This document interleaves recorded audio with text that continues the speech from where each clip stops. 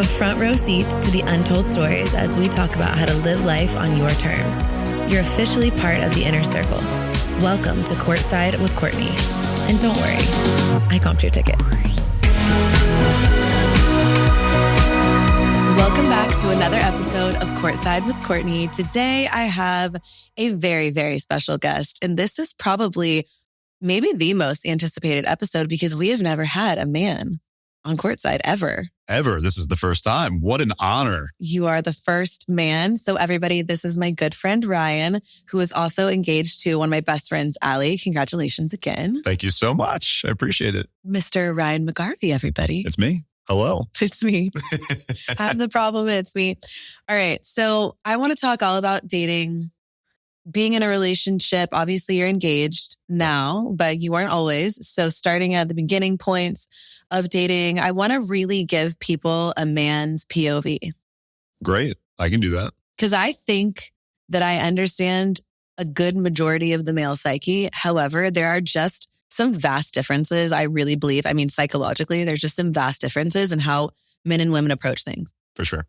And I feel like a lot gets lost in translation almost because say a man has a good intention, we may think like, oh, he just doesn't want XYZ.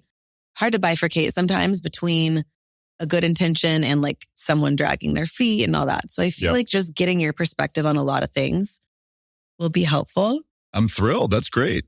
I'm going to throw in some personal questions in here too, just, for selfish reasons. Spice it up a little bit. Exactly. So I want to talk all about dating energies, masculine and feminine energy as well, because Allie and I talk a lot about that on our podcast episode together.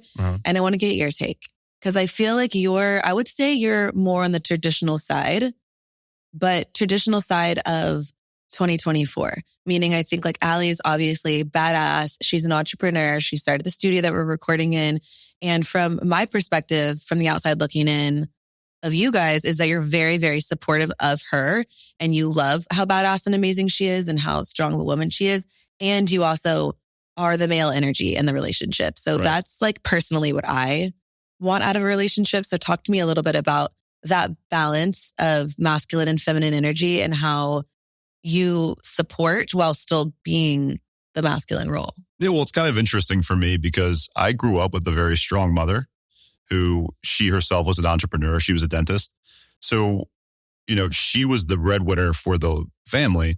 So that style of relationship and that style of,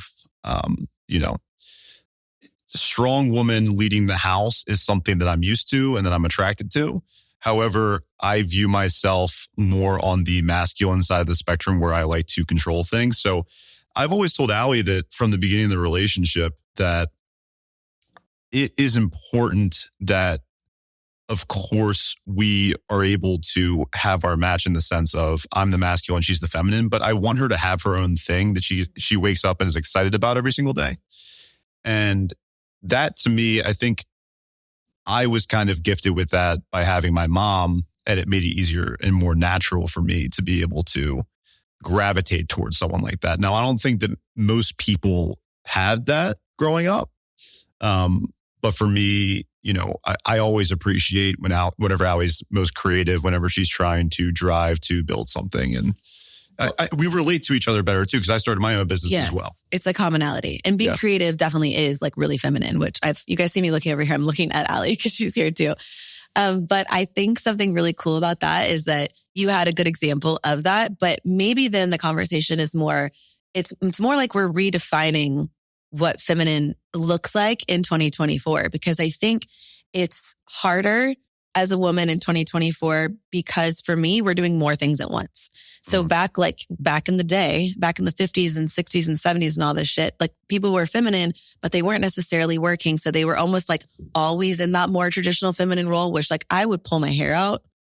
I couldn't, but I want to be feminine in the relationship. So I think there's a difference because now there are a lot of women who are feminine and bring that energy and have that ability to like flip that on, but are also badass and use a more masculine energy maybe in their workplace and then have to flip into that feminine. So sometimes it's hard from my perspective, like just speaking from my own perspective, it's hard for me because I feel like I am in my masculine energy at work and when I'm doing. Yep. And then I have to like flip that switch, which is something I've been working on lately to get more into my feminine in the relationship. Yeah. Being a modern person, I think generally is hard for so many more reasons. But the key to that is the delineation of, you want to separate your work life and your home life as best as you possibly can. And I'm sure as you were experiencing, that's one of the hardest things to do because it's almost like you're activating certain parts of your personality for the day hours and then the evening hours when you're home and you're trying to relax and kick back. Relinquishing control and relinquishing that energy is something that it's a tough balance. It's hard. I'm working on it right now. I think though, for me, I'm almost envisioning like a soundboard where, this is my former musician coming out, but where you like toggle certain dials, right? So it's like, they're all the dials on the board. Like this genuinely is me. I have both energies. I have the feminine and the masculine as we all do, but it's all about raising certain ones at certain times and lowering others. Yep. Because then it's still all genuine to you. We're not saying like go out and be a different person in the day and in the night. It's more just like there's certain things that you need to bring up and certain things you need to bring down at different times a day. Yep. I think as a woman, a lot of how feminine we are able to be is a reflection of the man we're with. Agreed. Because I think if a man is not masculine and he's not leading and he's not has good care, he does not have good character. As a woman, we don't feel safe. And I'm not going to let you lead me if you're going to lead me off a cliff. So I think too, for the guys listening, it's also really important to check yourself and your character on this, because I feel like you need to be creating a safe space for your girl to want to be feminine. No doubt about it. The masculine side, for people who aren't familiar with like masculine versus feminine, masculine is generally the strength, the decisiveness, the kind of almost calmness, the non-emotional. And then the feminine is the emotional, the creative, that side of things. So in order to establish every relationship, I believe, whether heterosexual, homosexual, there is a masculine and a feminine balance, no matter. Because it's energy. It doesn't necessarily mean like physicality of it. Exactly. So no matter what, if you're in a relationship and you're trying to seek balance, what you will experience is that if you are in your feminine as, let's just say as a male, and you're more chaotic and you are the more creative one and the one who is the less decisive one, the female, what you will find is that they tend to start leaning more into their masculine side in order to find that balance. And I'm not sure what it is about the masculine versus the feminine, where like all relationships, if they're chaotic, they're not finding that balance. But like, it just seems like we as humans are drawn to having that, completion. Yes, almost. We need almost like the yin and yang needs to be completed in some way, but sometimes it can almost be like backwards or reversed. Yeah.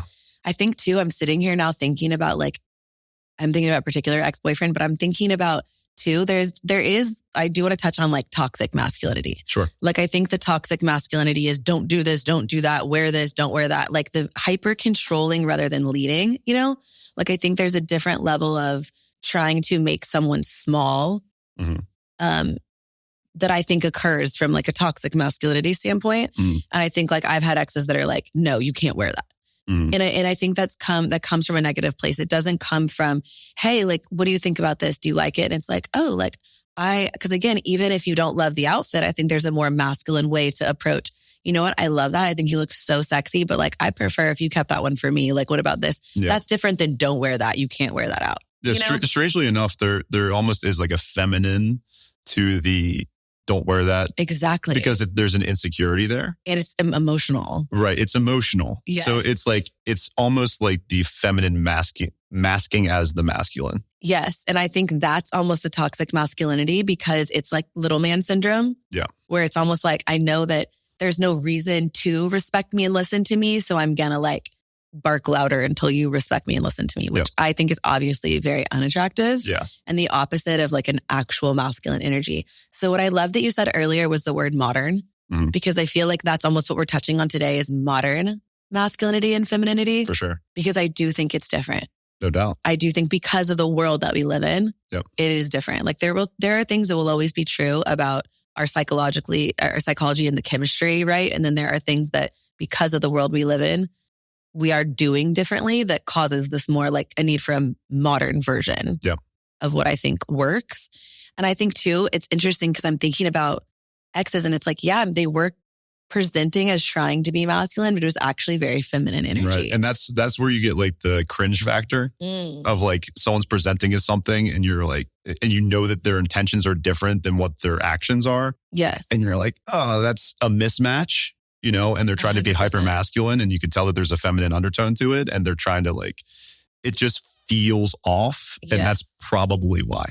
100%. I think as women too, you probably know when that's happening because we have really strong gut feelings about things. Yeah. I think so when it comes to things like, let's rewind and go back to the beginning. So before you're in a relationship, not you obviously, but men and women in general, before people are in relationships, I want to talk about the beginning, the idea of like, if he wanted to, he would. How true do you think that is? Because I'm a firm believer in like, if a man is interested in you, he's going to show you. And if he's not showing you, it's probably not like, oh, his grandma just called him and he forgot to text you back and then the dog passed away. Like it's probably he's just not interested.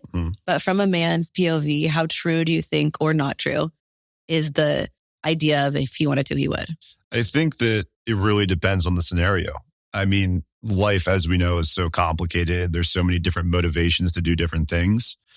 I think that if he wanted to, he would, can be accurate for most things. But I mean, in my relationship, when I got started, you know, I was somebody who was really enjoying my single life and someone who was actively dating before Allie and I officially settled in and became exclusive. And it was something that from Allie's perspective required patience for me. But that is if you wanted to, you would still. Because what you kind of just said was I was still in this phase and I'm coming out of this phase and it required her being patient to like allow you to take your time out of that phase, which I don't think is a bad thing. My dad was the exact same way. My dad was like bachelor before my mom, hardcore. And it took my mom patience because my dad was dating other people. But then when my dad committed, he was the most loyal, amazing partner. Yeah. Right. Yeah. But that is if you were still doing what you wanted to do. Yeah. I think the tricky part of if he wanted to, he would. I think that what needs to be implemented is exactly what you just said, is like a certain level of patience. I think that, yes, like there is obviously listen to his actions because the actions always speak louder than the words. That's extremely important. And they have to match up. That's big. Right. That's a great point too, is that when someone's saying something and doing something else, then that could be, okay, we need to almost reevaluate exactly where our priorities are and that's try to figure that out. Red flag, because at the end of the day, it's like, it's easy to say pretty words. Like it's easy to say things that someone wants to hear. Yeah. But if your actions don't back it up, then And the other thing I tell people to look out for a lot is the caveat of people that say things like, I don't want a girlfriend right now, and then act like they do. To me, that's not like, oh, he's secretly masking the fact that he wants to date you. He is a get out of jail free card. Right. He's trying to get the level of commitment from you, but not do the upgrade. 100%. He still wants doing what he wants to do. Exactly. Yeah. It's a very interesting concept. I think that there is certainly a lot of elements of truth to that. If he wanted to, he would. But I do think there needs to be implemented a level of patience and listening and being aware of their actions and see if it matches with their words. It's not a blanket. You know, every single person's life is completely different. I can only speak to my own, relationship that I'm now engaged and so happy in, that, I was the one who was, acting out of the relationship and acting, kind of living my single life to the fullest. And, if Allie had lived by the, if he wanted to, he would, she probably would have grown a lot more impatient at the time. And I'm not sure that we would be where we are now. I think that goes back to a woman's intuition, because I think there are certain things that you're willing to be patient for the right person. Yeah. If you know in your gut, like somewhere deep down, in your gut, like this person is for me, then you're willing to be more patient. Whereas it's a really easy reason to walk if you know the person's not for you. You know? Yeah. And we also had years of friendship established. Like we were best friends for years before we started seeing each other romantically. So she knew your character. She knew my character at that point. She knew like who I was at my core. So maybe this is a bit of an unusual situation, but I can only speak from my own experience. So when though did you start to really realize then, okay, like what I actually want is to date Allie and the rest of this is, it's not that exciting anymore? I would say maybe it was when I started to get to know her family better, perhaps, because I realized, okay, there's definitely a future here because I really love her family. And at a certain point in time, being single is fine. But there's a certain element of nuance that you get out of being single that eventually appears less, it becomes less glamorous and enjoyable and less exciting over time. It's also like so in college and high school, like I had no money and I would go to the mall and there was like, I'd see 80 things I wanted because I had no money. And I'm like, oh my God, I want everything in the mall right now. And then I would walk in, I remember like started making a little money. I walk in, I'm like, all right, like I got $1,000 today. This is my budget today. I'm going to buy whatever I want. Wouldn't leave with one single thing.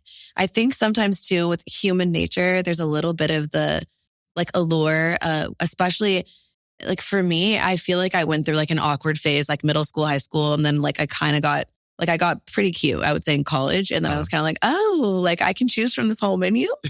But it's like, and then it was less appealing because then it's like, oh, like I can have anything on this menu. Like, well, I'm not hungry anymore, you know? Yeah. And it's kind of like the same thing as being single, right? Where it's like, once you've done it and like once you've been single enough and you've kind of played the game and you've been to the bar and you've met the girl and you've gone home and it's like, okay, like it's the same shit. Like to a certain degree, maturing is realizing that the deeper you get in with someone and you start to build that equity, the more beautiful it actually is. So time spent with someone, if it's the right person, is actually way more beautiful. It's the quality over quantity. Yep. Right. And that was something that my parents talked about a lot. And because after I got divorced, there was for sure a phase when I was like, I don't know if I want to get married again.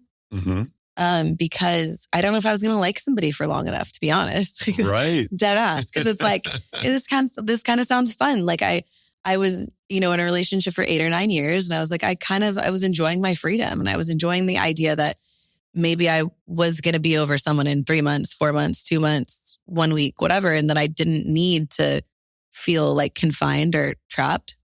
But it was after talking to my mom and realizing that I only felt like that because I was with the wrong person. When in fact, building equity with someone, there's actually something so beautiful about having that one person that knows you better than anybody else. Right. Key, it has to be the right person.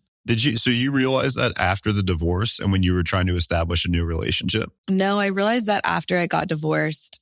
Well, I mean, look, just to be transparent, I don't really even think I've ever talked about this, but I felt in the last, stretch of my relationship, I think in any bad relationship, I felt like I was in a room that was losing oxygen. Like I felt like I was getting like suffocated to a degree. I start to feel, and it wasn't like my ex-husband was like suffocating me. Like it wasn't like that. It was just like, I think when you're in the wrong relationship, it can start to feel like you're trapped. Like I started to feel like a caged bird because I'm a very, I'm a hyper loyal person and like my friends know this, like especially. So it's like, I'm going to stay in it and I'm going to be committed and I'm going to try. But it's like, you feel like you're spinning your wheels and getting nowhere and it becomes exhausting and it just becomes like, I felt like all the air was leaving the room. Like I felt very dampened, if that makes sense. Makes total sense. Yeah. And so I think then when I experienced that freedom, not just with other people, but like freedom to do what I wanted to do with my own time per se, right? Because of course in a relationship, you have to consider someone else. And so there was this whole like period of time in which I liked not having to consider someone else. Like I was enjoying being selfish because I had considered someone else for so long, like for all of my 20s, basically. Right. And so it was like for all of my 20s, I was in like a serious relationship. Essentially, I didn't get, even if I would have had like 20 to 24. Yeah. Or like college to 24 as like a formative years of being single, I think it would have been fine. But I was like dating someone in college and then dating him. So it didn't feel like I had enough of that single time. So it's so interesting that I feel like, if you're in the room with your husband and you feel like the air is sucked out of the room and it's like suffocating, how were you able to find your way back to the beauty of building equity and quality in a relationship instead of just being free? I think I learned that it's more about the person that you're with than being with someone in general. Because I quickly realized that as a woman who wants to be feminine, but is also like very successful, I don't need a man for anything really at this point, to be honest. It's like, I might want it, but I have a business. I support myself. I have amazing friends. I have an amazing daughter. I have an amazing family. I'm very confident in who I am. I don't need a man. Like that's just the simple fact of reality. Now I've come to a place where I want someone because I want a partner. I want to build a best friend. I want someone that like I can share those moments with. I may end up like wanting another kid. Like I may, you know what I mean? I may want things, but I came from this place of realizing, okay, I don't need anyone. So if I don't need someone, then someone needs to be really additive to my life. And then I realized, okay, well, that just goes to show I was with the wrong person. It's not that I don't want to be with anyone. Like, it's not like I love companionship and I love the idea of this. It was just about finding the right person, because for the right person, it doesn't feel like you're suffocating. Yeah. And it feels like everything is better. Like with the right person, that's who you want when you're sitting at home doing nothing. That's who you want to be sitting across from dinner with, that's if you're out and you're having a drink, like that's who you want to be there with you when you're feeling a little tipsy and you want to be flirty. Like you don't want to escape that person if they're the right person. So to me, it was just this like switch that flipped in my mind. Like, oh, it's not that I don't want a man. It's that I just I want the right man. But I think that's also something that I try to bring light to, because I feel like people think it's a flex to have a man. And it's not a flex to have a man. It's really not. Like have been so many times in my life when I've like been single in this and I've enjoyed it because it's not a flex to have a man. It's a flex to have the right man. It's a flex to have the right woman. It's not a flex just to have a girlfriend, right? Like it's not like you look at people on social media and it's like, I'm married. And it's like, okay, but like, are you happy? And it was really when someone asked me that question at the end of my marriage, someone said, are you happy? And I remember thinking, no. And I think that was like a really sobering thought. And it kind of makes me emotional to even think about that, because it was like, I realized I had this moment of like, oh shit, like, no, I'm not happy. And I think I'm doing everything I can. And someone also has to meet you. And sometimes it's just not a match. And sometimes at the end of the day, you're not happy. And I was sitting there like, I'm way too young to not be happy. Right. I'm not like 75 and in the home stretch here. Like, there's a long road ahead. Yeah. And so to me, it was really answering that question, like, are you happy? And so I try to ask myself that question frequently. That's an interesting question to ask. Yeah, it'll give you an existential crisis real quick. Real fast. Yeah. I mean, that's the kind of question I would ask myself late at night and just spiral and not sleep. Yeah. Exactly. Because then you start thinking about other things too, right? You're like, okay, and whether it's your friends or your job or whatever it is, it's like, it's such a simple question, but like, are you happy? Because if you're not, then maybe it's like time to make those changes, right? I think we get stuck in things again. And you ultimately, like, what are we doing this for? Like, what's the point of having a partner? What's the point of working hard to make money? What's the point? Like, isn't it because we ultimately think that we will be able to create a life that makes us and the people around us happy? If we aren't happy, what the fuck are we doing? Right. Life is way too short. What you mentioned earlier is, I'm curious. I just want to ask you one more question. Maybe this is better for after the podcast. I'm not sure. But you mentioned that now that you are, when you realize that you did not need a man, which I think is a very powerful and awesome place to be. I am so curious if you're in that position. That's a position of power. And I would almost say in many instances is the masculine. Exactly. Because you're sitting in a position of, I don't need you. I'm financially stable. I'm just looking for someone to have fun with.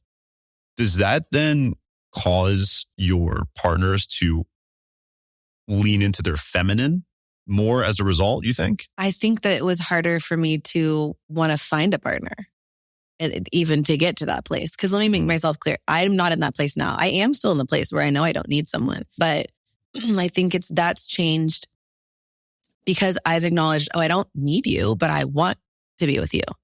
I think that's to a degree how everyone should feel, because I don't think it's healthy to come into any relationship from a place of need. True.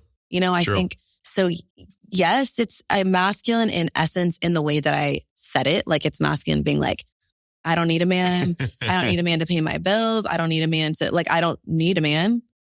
But I think the feminine of it is I want someone now. Mm-hmm. So soften to and I want someone. But I think it's healthy in general for everyone to not go into a relationship from a place of need. Because I'm not looking for someone to fill holes. I'm looking for someone that sounded so sexual.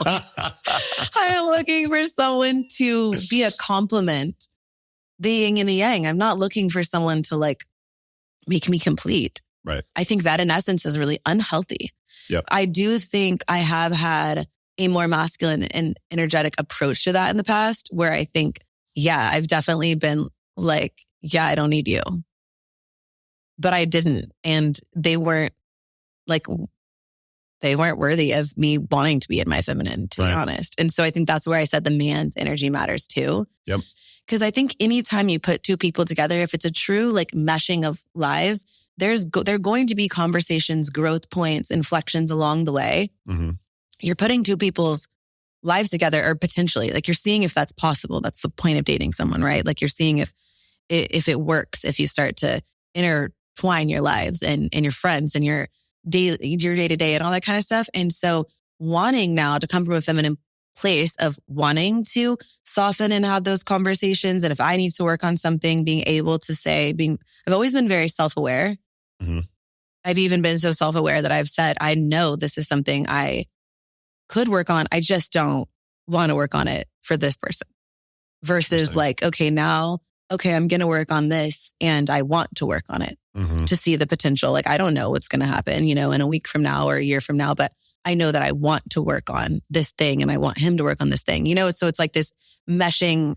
I mean, you also know my ex and it's I don't trust his ass to be masculine for me to be feminine. That was much more a toxic masculinity of don't do this and do that. And I'm going to do, it's so of course my reaction is going to be cool, fuck you. I'm not going to lean into being feminine with someone that you can't trust. I can't trust and that isn't actually masculine. Right. Big difference. Agreed. Because I think as a woman, especially as a strong, powerful woman, and I know Allie can attest to this too, it is a gift to give someone that femininity and that relinquished control. For sure. I do really think it's it's saying I'm surrendering to this idea, which is where submitting in essence comes from. I'm surrendering to the idea of, I trust you to lead me where we need to go. Mm-hmm. Because you have that masculine side where you have the decisiveness, but you also have a strength to you so that when you do let the walls down, it's for a reason. It's not because your walls are always down. No, I'm Fort Knox in this bitch. I am very intentional about, okay, I've ABC'd, I've, collected data here, always be collecting data, ABCD.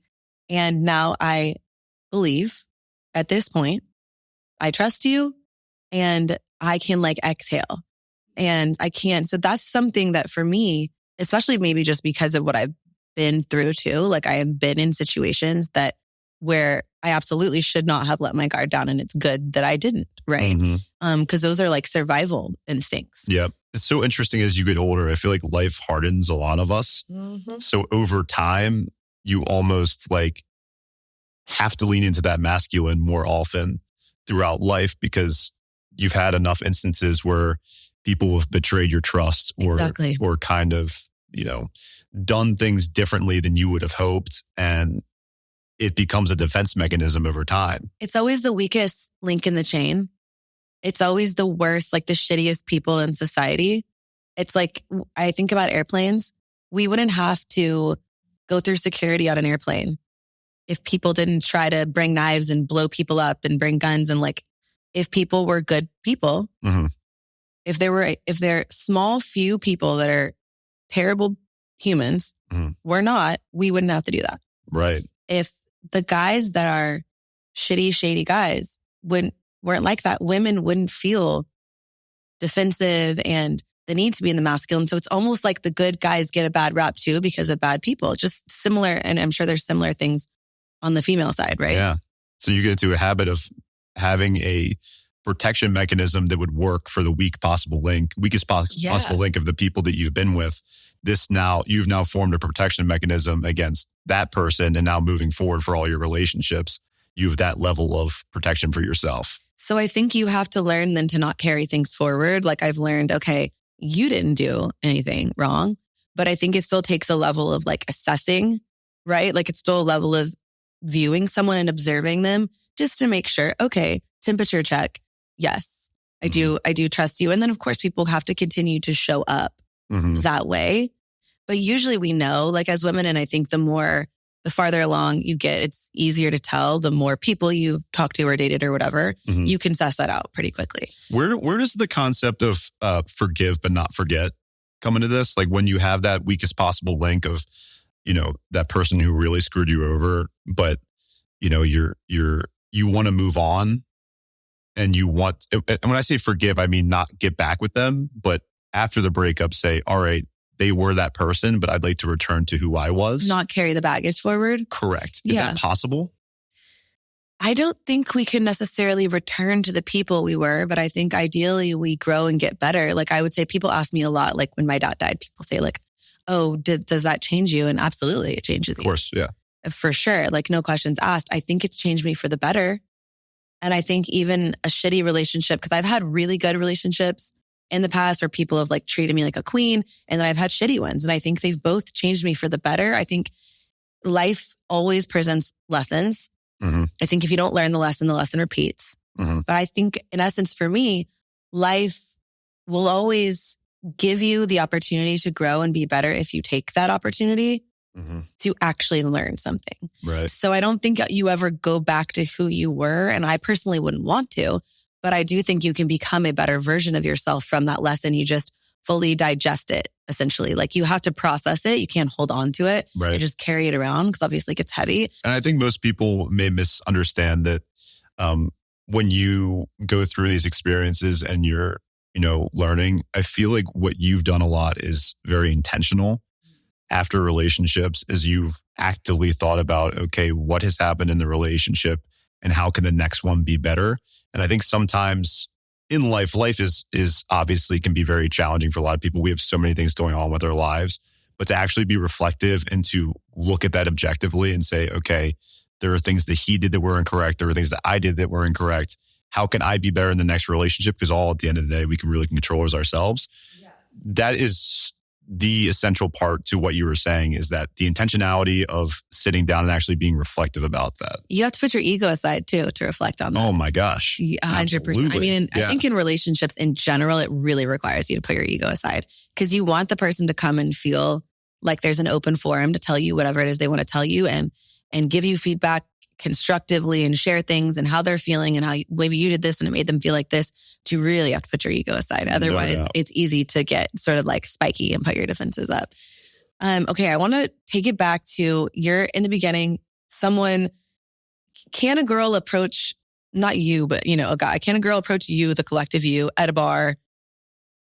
Could it be attractive in some way? Because Allie and I talked about this on our episode, for a woman to like approach you at a bar, or if you see a girl, will you always go up and approach them? Like, can the girl make the first move? Can the girl make the first move? Of course. Of course they can. I think it just depends on the method of the execution of the approach. Okay, give me a good method. A good method. I think that back during my single days, the approach of the compliment, I think, is awesome. Like a true, genuine compliment where you walk up to somebody and you say, hey, I like your shirt. A guy, us guys are always like, when we're single, we're out and we're on the hunt and we're trying to, find someone to meet essentially. And if someone presents themselves and they're cute and they're confident enough to come up to you and they genuinely appreciate something about you, like for instance, like I like to iron my shirts, right? Like if a girl came up to me and complimented my shirt, I'd be like, she actually noticed something. Right? Yeah. And when you're in a crowd of people at a bar, in a loud bar, it's hard to hear everybody.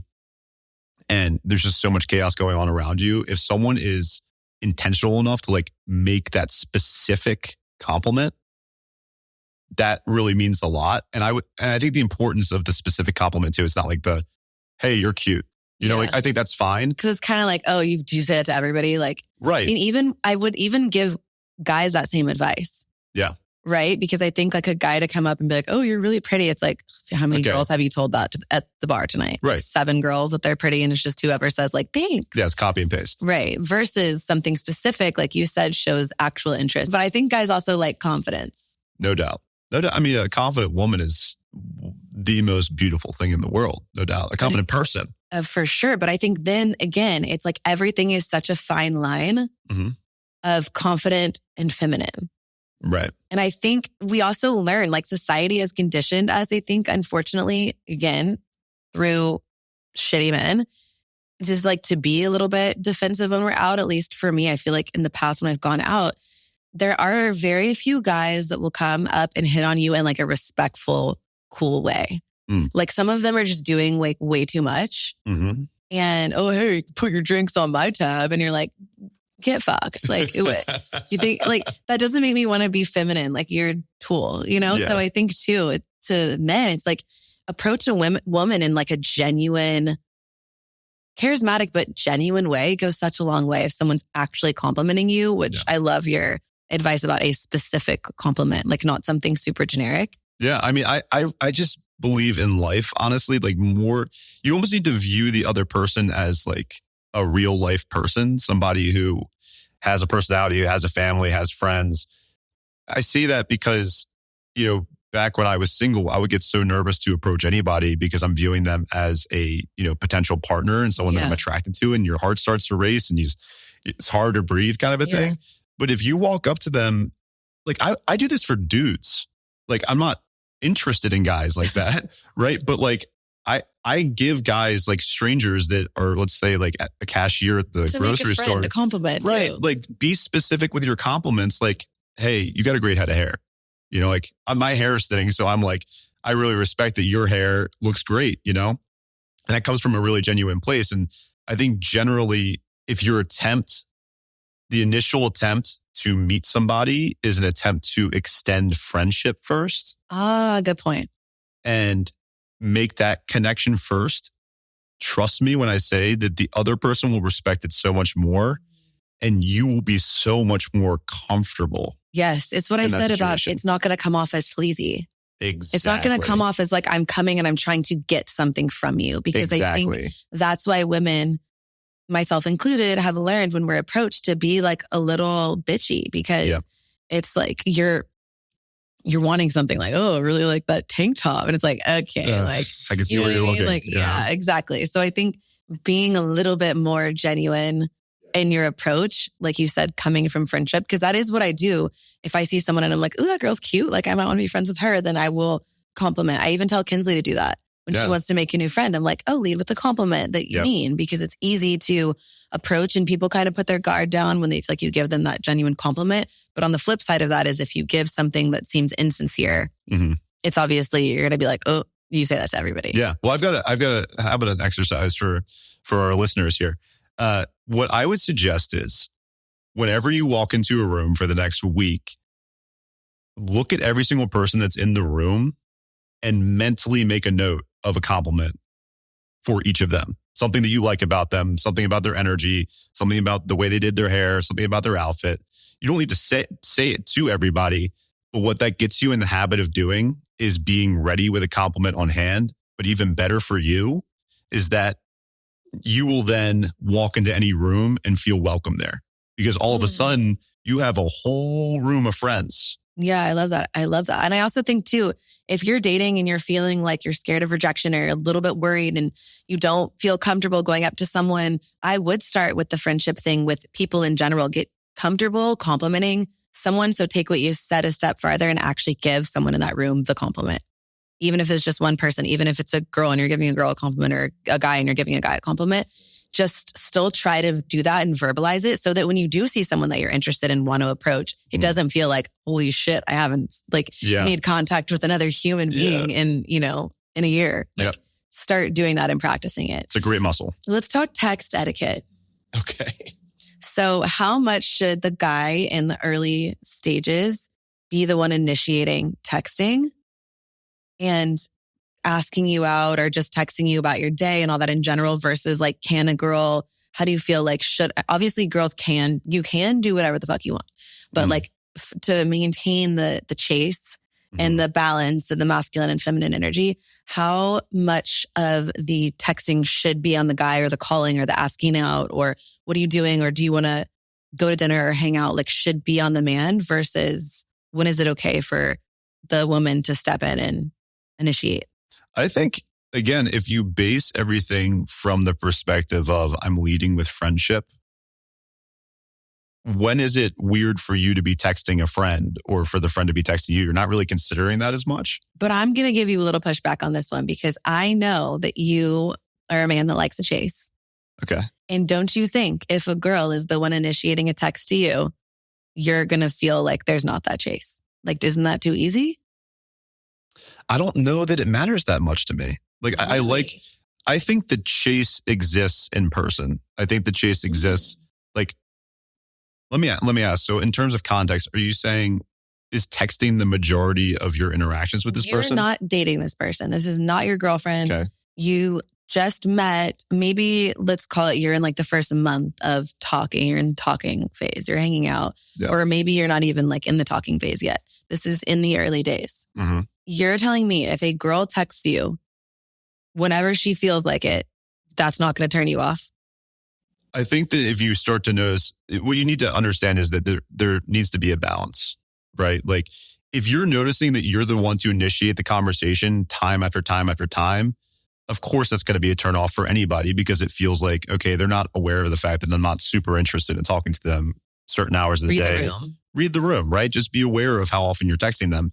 If you start to feel that it's relatively one-sided, then of course you need to pull back. But in terms of like, I feel that if you're texting with someone that you're interested in and they'll text you and initiate conversations too, I feel like it's almost in a sense keeping score of like, you know, who's texting the other person more, who's initiating more. Too much of a game. It's almost too much of a game at that point. Then again, I haven't been single in a long time. So, you know, I haven't really felt that, thankfully, in quite some time. But I would say just from a human interaction standpoint, like we respect people that have a level of scarcity to the amount that you can interact with them. Like you can't be available all the time, but I would say that there should be like, you need to reach out to that person and you should expect that they would want to reach out to you as well. Cause if you're someone that you want to make a connection with and it starts in friendship, like you should be interacting back and forth, I think relatively equally. But again, I haven't been single in quite some time. So if it feels mutual, you think it's okay to maintain that mutual energy. For sure. But read the room. Yes. If he's not really initiating, then obviously he's not that interested. Pull back. How much as a man do you notice when someone pulls back? Because I do this sometimes strategically. So much. Where it's like, I'll notice like you're not pursuing as much as I want you to pursue. So I'll pull back. Yeah. That's on purpose. Because I'm like, give me something to be excited about because I'm just not impressed right now. Yeah. I mean, that's one of the, in my relationship, that's one of the loudest ways that Allie can get my attention is when she gives me the silent treatment, right? Like it's loud, but it's silent. You know, whenever she pulls away her attention and she's not speaking with me, you will notice, right? So if there's someone that you're interested in that was once super engaging and is no longer as engaging or less engaging, trust me when I say we will notice. Does that make you come closer? Because I always tell people from my point of view, energy is like this. If you're watching this on video, I feel like energy is like this. And if it's mutual and you're both sort of here, I think that's one thing. But then if you are anxious and you're pushing towards someone, they're going to naturally retreat, right? Yep. Especially if you're the woman you're pushing towards, they're going to naturally retreat. Yep. So I think that's the time when you pull your energy back, you sit in your feminine because the feminine is not doing, it's being. So if you sit here in your feminine and you're being, a masculine man who is interested will come towards you. Yep. If he doesn't come towards you, probably not your guy. Agreed. I agree. There's really not much more attractive, I think, from a human psychological perspective than scarcity. The ability to initiate, but also withdraw and finding that balance between the two of, okay, if I have created a lack of scarcity. That I've been reaching out so much. I've been texting them constantly, and they're starting to notice that I'm becoming too available. Then pulling back a little bit and seeing their reaction is going to be very telling. It's a dance. And something that I think and I find interesting is that in my mind, up until very recently, I would say, I was sort of the mindset of like, oh, that's kind of a game you play in the beginning. And then you're dating someone you shouldn't have to play games anymore, when really that's just not true. It's really not true, because I think it's less of a game and more of a dance. It's more of like an energetic dance. It's more of an art than a science, we'll say.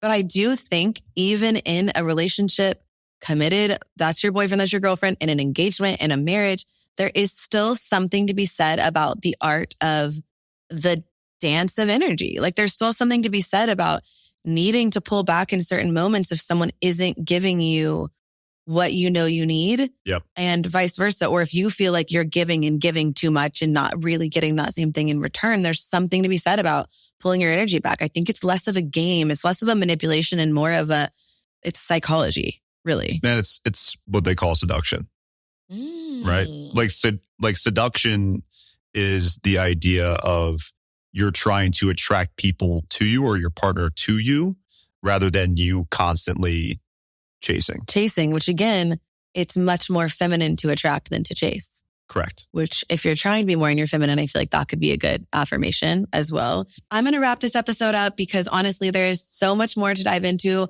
We're going to make this 2 parts, like part 1 and part 2, just as we're sitting here today. But honestly, I think that this might be part 3, 4, and maybe even more. This is a little series I think we got going here.